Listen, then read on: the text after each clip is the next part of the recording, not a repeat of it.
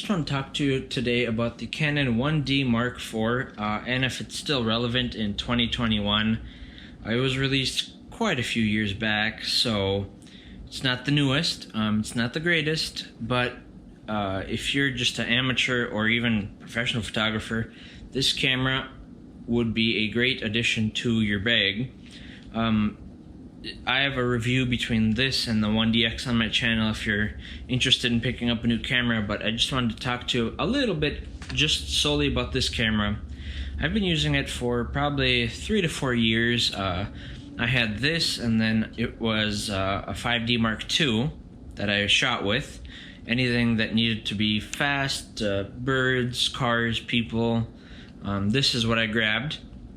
And even though I have the 1DX, I still pick up this camera over the 1DX just because it makes sense. Like these buttons here, it's really good button placement. So like if you pull up a picture, let me pull one up here. If you pull up a picture, you know, you push the plus and then the minus to zoom in, zoom out. On the 1DX, you have to hold a special zoom button or, you know, set the set key and then use the scroll wheel to zoom in and out, which I do not like. Additionally, the button placements just make sense here. I've memorized them. They feel much more homey than searching around for them on the 1DX. If I'm pointing, my 1DX is right here. So, yeah, it's just really good. The autofocus system I find to be much better than, or much more simple and accurate than the 1DX.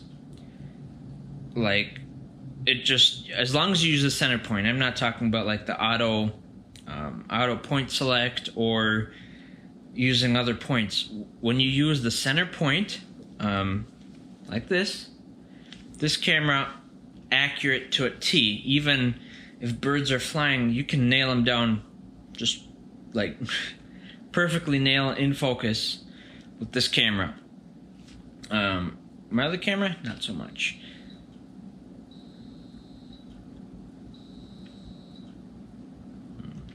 The frame rate, also very good. Shoots super quick. You don't really feel like you miss anything. Yeah, all the buttons, I'm telling you. It seems funny right now, but all these buttons are like perfect. You know the feedback. You know exactly what the buttons do. It's not complicated at all. I'm telling you, once you memorize these buttons, they're gonna come in super, super handy. Additionally, unlike all the other semi-pro cameras versus a pro camera, you have so many options here in the custom functions that you need the manual to figure out what they mean. But there's almost nothing that you can't customize about this camera. And battery lasts forever. I'm using the LP E4N battery. It has slightly better capacity than just the E4 or the E4 battery. Slightly more. It's negligible, but these batteries are about the same price as the other ones, and they work with the 1DX as well. Has some weight to it, that's expected. This joystick makes setting your autofocus point really, really nice. Some of the drawbacks, right? So while I love this camera, there's a few things that I just can't deal with. One of them being is the megapixels. So if you were to shoot this alongside a 5D Mark II, even a 1DX, this is only 16 megapixels. And megapixels is just, you know, a numbers game, and camera manufacturers want the highest number, whatever, cool. However, if you need to crop at all, like I shoot with a 400mm 5.6 Canon L series lens, and if a bird just got away a little further and you crop in, you can start to see the quality deteriorate. However, as long as the lighting is good, there's been tons and tons of photos that I've cropped into and submitted to a stock website, which I'll leave in the description if you're keen on seeing what photos I take.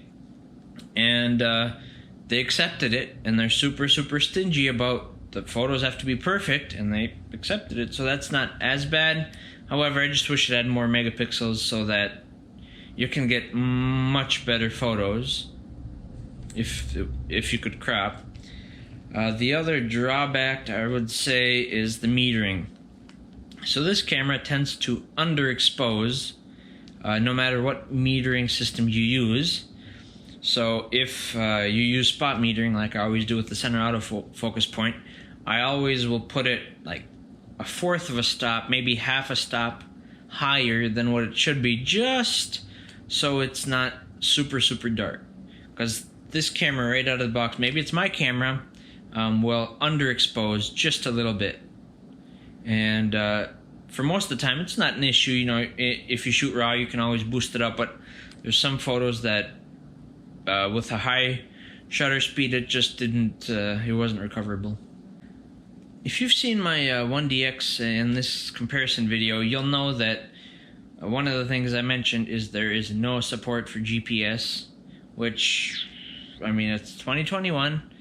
I like geotagging my photos just so I can put them on a map and, you know, see where I've been. Or even I share a lot of photos to Flickr, so it's nice to have a location for some of the stuff that's not super secretive. But there's not even an option to add it on here.